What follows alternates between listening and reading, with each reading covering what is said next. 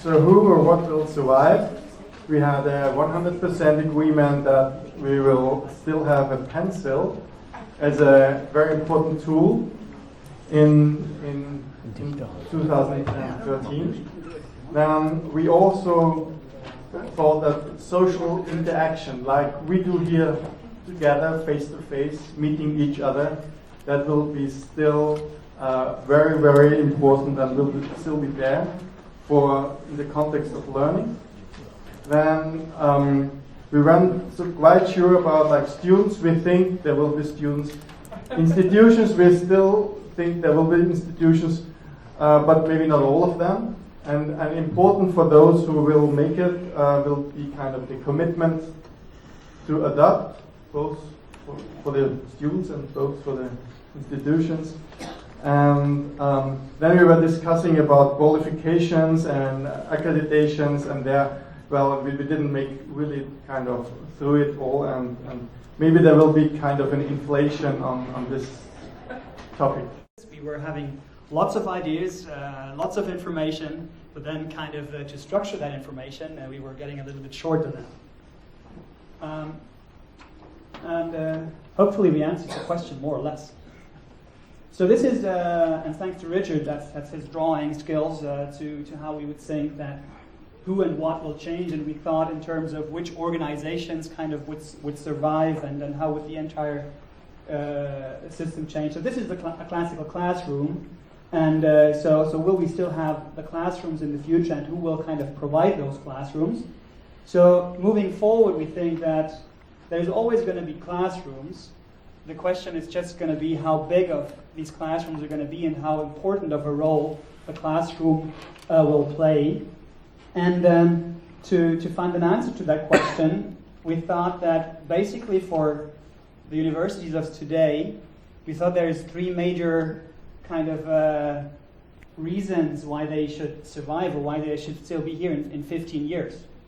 So some universities are going to be there because of their big brand. You know, there's always going to be a Cambridge and there's always going to be a Harvard. And universities like this, and even on the national scale, you're always going to have those universities. And for them, that part might still remain more important. And they might be able to survive if they focus on this part. And let's say just build the e-learning satellites around them. They will integrate, but I think for them it will not be that vital as for other universities who don't have that same brand and who will then be required to provide a much more innovative learning design, which would then mean, how do they create that more? Ask ourselves, is this the same question that people would have asked 20 or 50 years ago? Has something changed? And what has changed is that we are faced with massive problems, especially during these days. We're looking at a potential financial collapse, a potential ecological collapse. So it seems like some of these problems are bigger now than they were 20 or 50 years ago. So we must ask, how were these leaders educated 20 or 50 years ago, and how did we get to the point that we are at now? And so one of the maybe discouraging answers must be that some of the world's best universities have educated some of their brightest students to be the leaders of the world that have navigated us to the situation that we're at now. So maybe the question doesn't need to be how do we get more skills and expertise into the heads of the students so that they can become these leaders, but maybe we need to ask, how do these students use the skills and expertise that they develop at university? And maybe ideas around using them for your personal good compared to the community that you're a part of. Maybe some of those values and character have become more important, and we need to look at how can we teach them, and obviously that's very hard to do. But maybe one first step could be if the university practices those principles. So it shares its resources as widely as possible. It opens access to as many people. It's open for collaboration with a wide range of partners, rather than the trend that or maybe some of us see in some of these institutions where it's actually going towards closing off access to your resources, commodification of knowledge, selling access to your materials and your teaching. And I would like to ask the others to add to this because I came late to the discussion. I'm happy to see that my colleague from the United Nations University is also here. So usually we're a minority, but we are very good represented, so it's good. And so we went into a very radical kind of imagination of the future, I think. And we went on to, the first thing we said is university will be different. There will be small places, there will be learning networks and looking at solving the world problems in small teams of problem solving instead of discipline based. And grades and tenures will be eliminated. Instead of that, you will have portfolio learning or personal learning portfolio based on competencies instead. And campus can be repurposed. I mean, we propose, like, for example, hotels and complex and spas and things like that could be a way to repurpose campus. So, question: campus or not campus?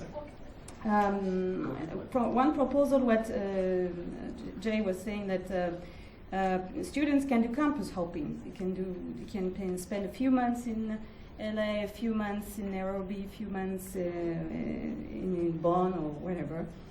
And that learning facilities can offer more flexibility for and offering learning opportunities rather than proposing degrees. And yeah, there were lots of ideas that were pop up. One is everything is uncertain, and then universities should be complex adaptive systems to get into there, and then train students to become uncertainty experts. Students then come to discuss and challenge knowledge rather than get it. And yeah, they need to be trained to deal with uncertainty, complexity. They need to be trained into improvisation.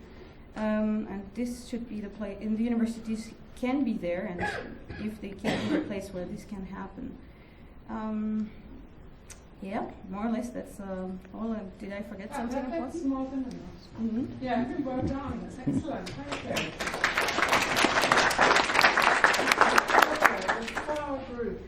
University buildings will be more variable and flexible. Everything will be on wheels, the walls, the furniture and tables, so that you can adapt it to the needs that the new university teaching will pose. Then we think that there will be shorter and more intensive courses so that the students have the possibility to change between campuses, go to another university for a course here and then study at home and create a network in that way. And then for that purpose there need to be dormitories or other facilities where the students can stay around the campuses, the few campuses that. I think there's just one more group, which is this one. Two more. Two more. Okay, shall we go to this one next? Are they ready now? You ready? Yeah. Thank you. And what's the question?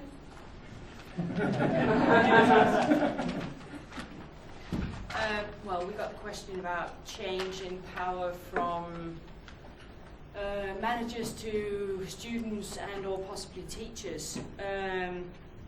And we've got a lot more questions than answers, actually. The question is actually whether the change that has been widely changing the internet, which is the change from authority authorizing information to be correct, it's in the proper encyclopedia, whatever, to everything moving towards peer-to-peer